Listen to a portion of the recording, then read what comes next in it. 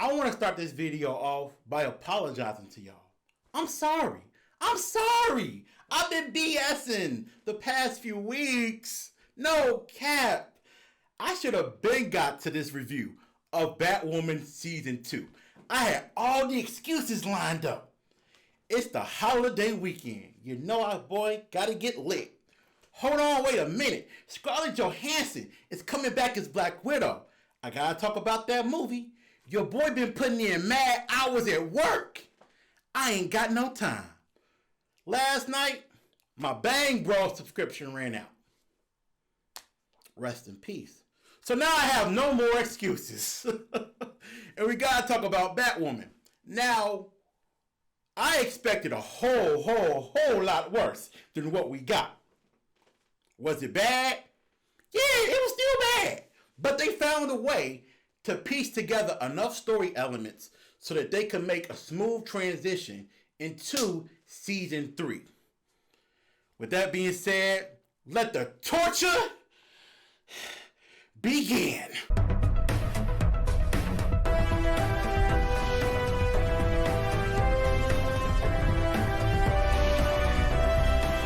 We all know, going back to spring 2020, the early days of the Rona, Ruby Rose got up, said, "Fuck you bitches, don't call me," and left Batwoman.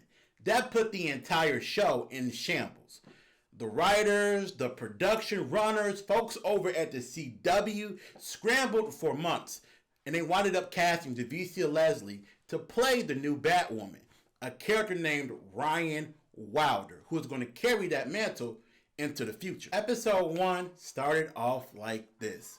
We have a nighttime setting, right? The camera pans down and we see this blue van that's sitting on the Gotham docks.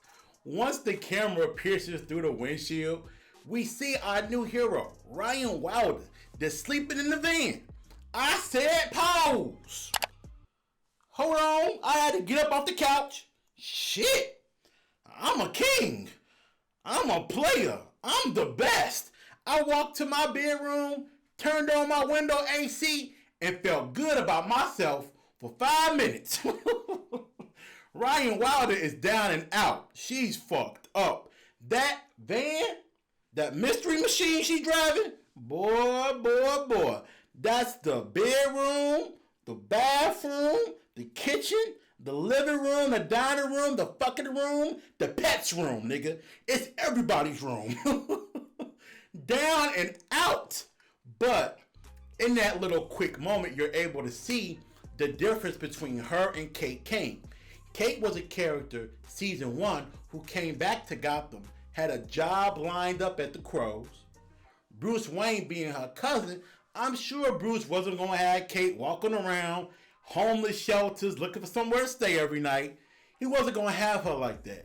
So Kate had connections to level up in society. You look at Ryan Wilder, she ain't got that. There are no connects. This is a character that is sleeping in the fucking van. So you know, yeah, damn, she ain't got nobody to turn to. But on the more similarity side, you understand that both people have trauma from their past. As the scene plays out, Ryan gets a flashback to when her and her adopted mother are moving into an apartment, and she winds up getting murdered by members of the Alice in Wonderland gang. Now, we're going to have to talk about this, Vibez Leslie. That trauma acting, sister, that trauma acting was a little goofy. It was a little goofy. 4, 5, 6, 7, 8, wake up, please. Wake up, please, Mama.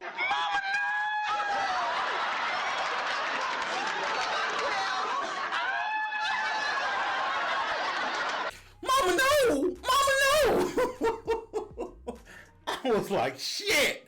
But then on the other side, the similarity that Kate shares with Ryan is the disappearance of Beth at a young age still traumatizes Kate. So they have that PTSD similarity between the two characters. We all know from there the plane that Kate was in winds up exploding and fuckery ensues. These are the three things that stood out to me about episode 1. I want to get this out the way right now. Starting off with number 1 was the fact that people online are complaining and whining about, why did Ryan Wilder not call the police? Why did she not call 911? Why would she find somebody's belongings and take them for herself? She's not a hero. She's a criminal. There's so much stupidity with that because these people haven't watched the season. These people have not actually took time to try to understand the character, so they criticize things that can otherwise easily be debunked. I'm getting ready to debunk that motherfucker right now. She has a bad history with the Crows. Not only does she have a bad history with the Crow organization, but she has a criminal past. If you have a criminal past, an airplane just fucking crashed, there's dead bodies all around, you getting ready to call the police?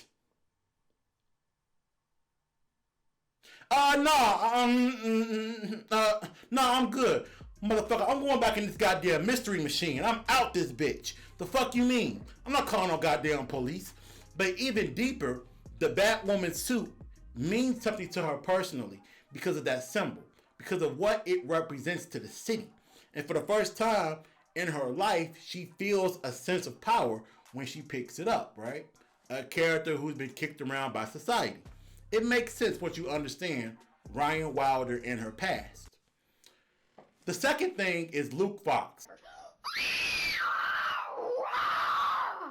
Idiots! The bone marrow underneath the fat on my arms was itching real bad watching Luke Fox be a fucking idiot.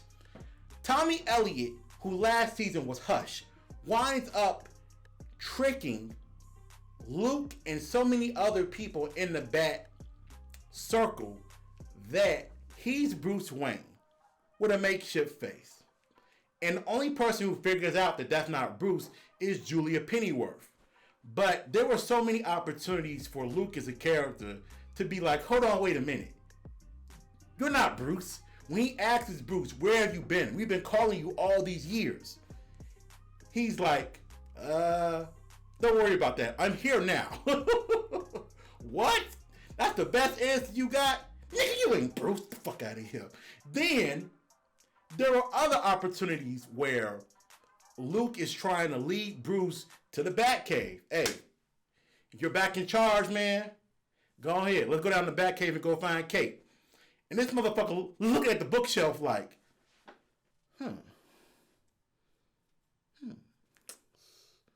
is there a life on Mars? Or is there life on the moon? That motherfucker didn't know what to do. You okay?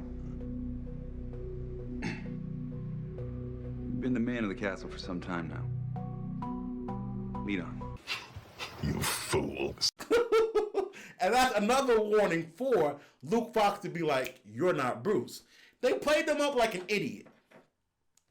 I had not liked that at all the first episode. They played that man up like a fucking fool.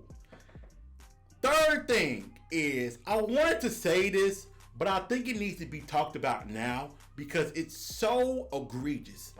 I'm not one of those comic book fans that believes in the Batmobile is only for Batman. The Batmobile must have a dick and balls in the driver's seat. No vaginas needed. I am not one of them type of comic book fans. But the Batmobile for this season is atrocious. It is one of the most laziest, most thrown together designs I have seen for anything in Batman live action. Anything Bat Family in live action. Nigga. She's driving around a little Corvette Corvette. It's not the Michael Keaton stretch limousine Batmobile. It's not the Christian Bale tumbler. It's not the Ben Affleck tank. It's not the Adam West funeral car. It's not any of those designs. It's a little ass sports car. They gave no type of weight to it, no type of intimidation, nothing. This Batmobile is so pathetic that it was apparently hidden in the Batcave for years and nobody knew about it because it's pathetic. But it's so goddamn sad that Ryan Wilder is outmaneuvering missiles and firepower from it in her mystery machine.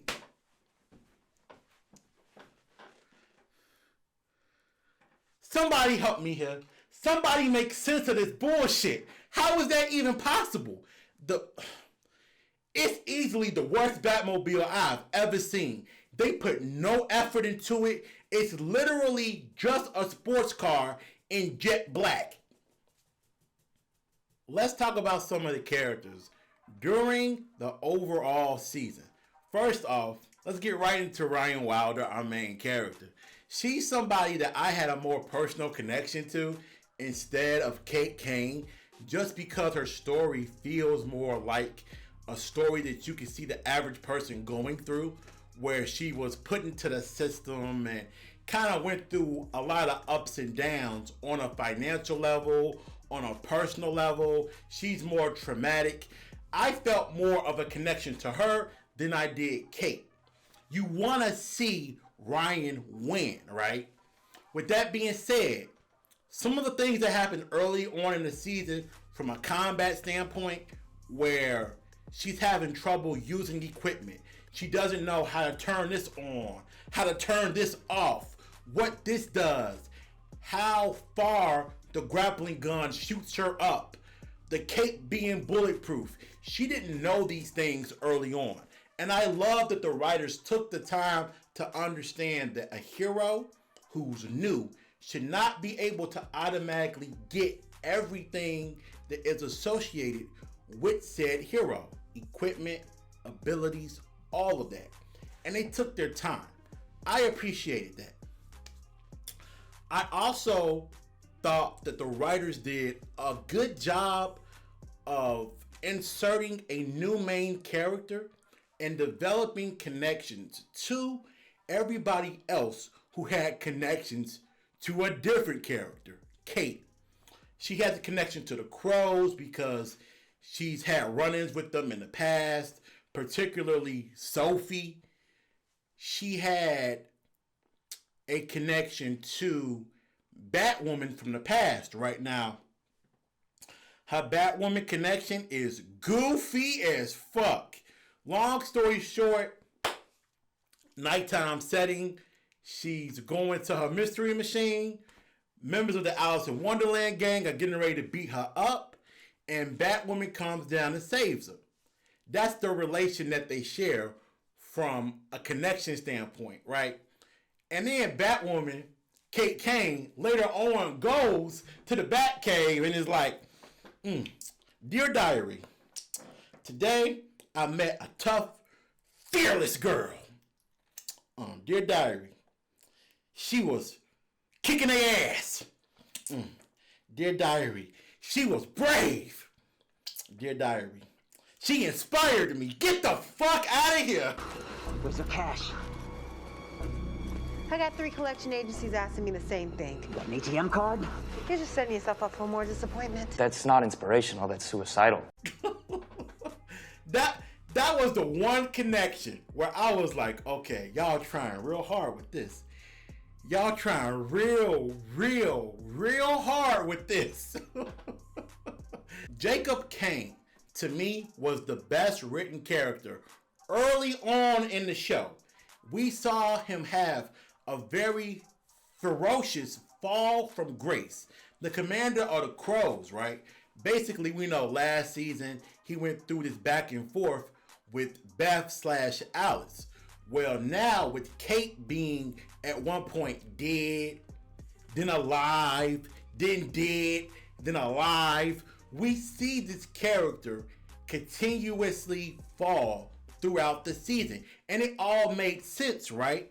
He's on this emotional roller coaster. So much so that he winds up getting on them narcotics. He winds up taking a little sippy, a little stingy. There's this drug going around called snakebite. It's a combination of scarecrows, fear toxin, along with a few other things. And basically, it allows for a user to relive certain scenarios in their life with alternate outcomes. Now, you ain't gotta drug test me. I'm not a drug addict. I don't use drugs. But that snake bite sounds pretty interesting to me. It sounds pretty interesting to me. Yo, no cap. If snake bite was going around these Chicago streets, I'm gonna have to take me a hit. I mean, this is some shameful shit. You know, I got some mistakes in my past I'm trying to, see alternate futures on. And Jacob Kane is taking multiple hits of this snake bite. The fall for the character made a lot of logical sense. Now, how he ended was terrible. There are a lot of arcs in this season that began good and end awful. We're going to get to his ending later on.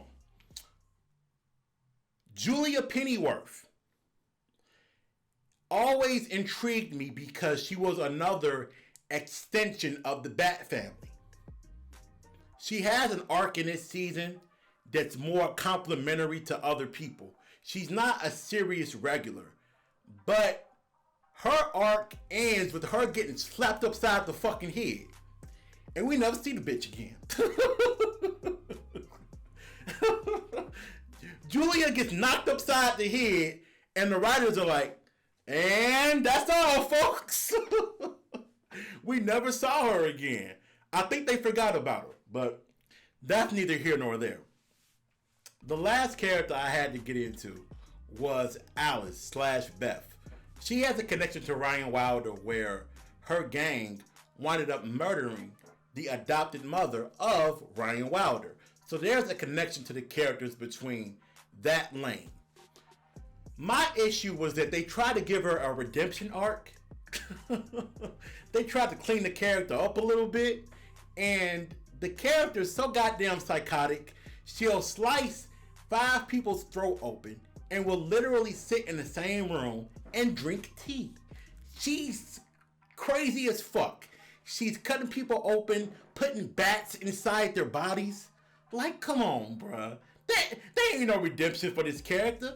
And they tried to give her a love interest. Some brother named Ocean. And my man's was down bad.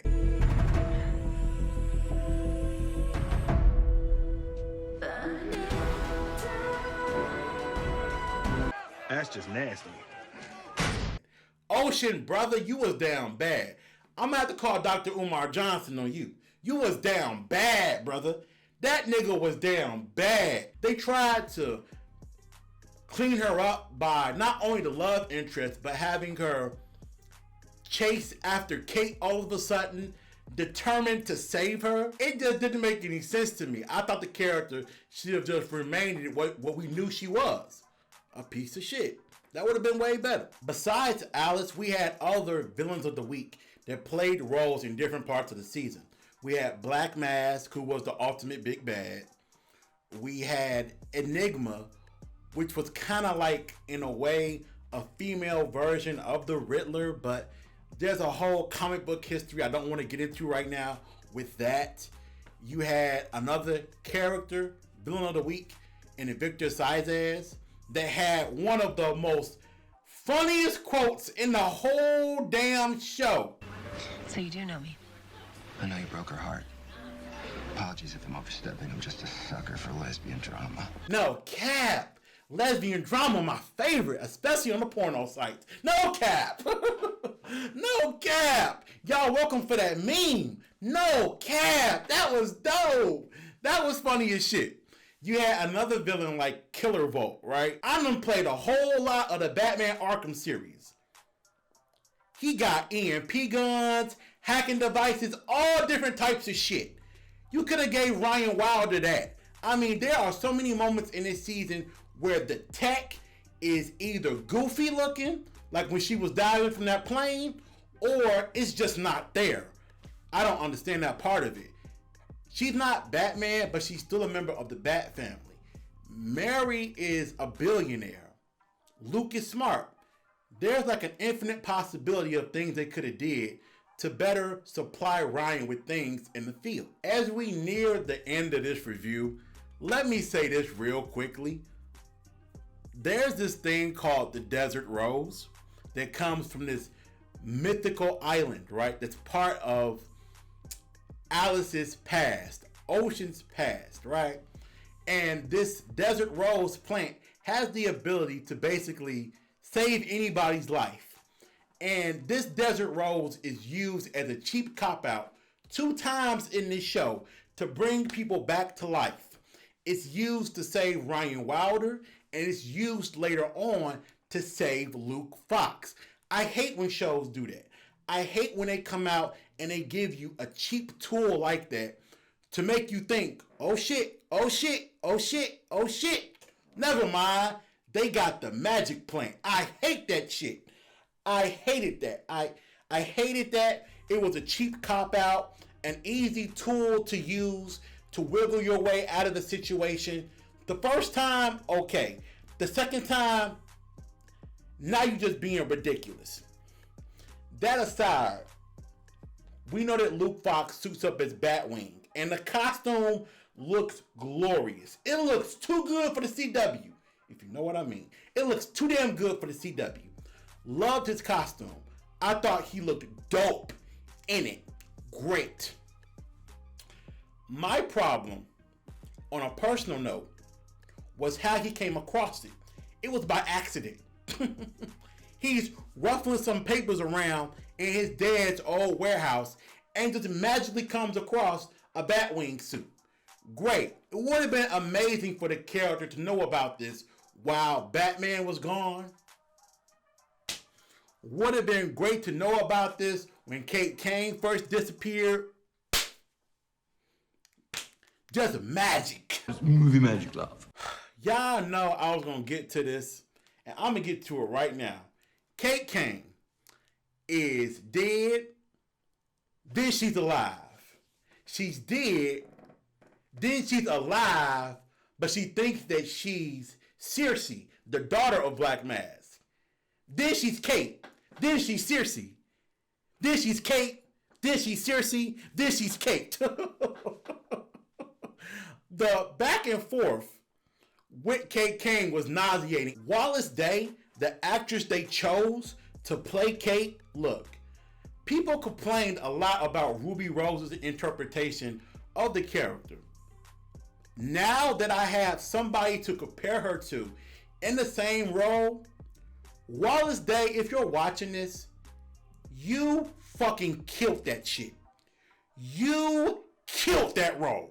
The way she ignited life into that role, the sense of ownership and this extra charisma she gave the role really made me look at Ruby Rose like, yeah. When she's sitting down talking to Mary and talking to Luke, you get this sense of her being in that role for a long time. You believe these characters have a relationship, where Ruby Rose's interpretation was like this cold, kind of distant figure. But Wallace Day, she killed that shit. Well, I'm glad to hear that nothing's changed in Gotham. Although, a little birdie told me that we have a +1 in the hero department. Where did you find a super suit? She did such a good job that I'm mad she's not coming back. And her arc ending in this abrupt way where she decides that she's going to go look for Bruce is so stupid for the character. Not only is she giving up the Batwoman mantle, but get this. Her father, Jacob Kane, is locked up in prison by crooked cops that were working for Black Mask. She does nothing about getting her father out. Doesn't even go visit him. Alice is locked up in Arkham. Does nothing about going to go see Alice. Instead, I'm going to get on my motorcycle and go find Bruce. That's the most dumbest, most laziest way they could have ushered her off this damn show. That was so fucking stupid. You know, so many arcs that started off good this season ended with this little whimper at the end where you're going to go get John Diggle to talk to Luke Fox. They don't even know each other. This shit don't make no fucking sense. It's so many things about the ending that were just thrown together real quick to try to get certain people out of the show because they didn't have a connection to Ryan Wilder. That shit was so stupid. It was so stupid. Batwoman Season 2. What does it get? What does it deserve? Batwoman Season 2 gets a mother freaking D. Look, I thought I was going to get this shit an F. I was bullshitting for 2 weeks. Trying not to watch this show. And y'all going to tell me that it wasn't the worst thing ever? Birds of prey. But it definitely wasn't good. Shit. Damn. I could have been did this review, man. It was bad. But anyway, some more Batwoman videos coming. We're going to talk about the Kate Kane stuff. We're going to talk about Poison Ivy being teased for season 3. A whole lot of other things we got to discuss. Anyway, it's been weird, but it's been real. Man. I'm tired. And it's hot. Get out of here, bitch. When I pull up, she gon' look though. Look at he mad, ain't look, bro. She bad as hell, but can't cook though. It don't matter, but you still watching me while I did it for the look though. 100 feet worth of drip, don't drown this fly shit, that's the look though. And look though, I'm the wave, you can look though. I'm something different, I don't think you get it, but I still did it for the look though. Look though.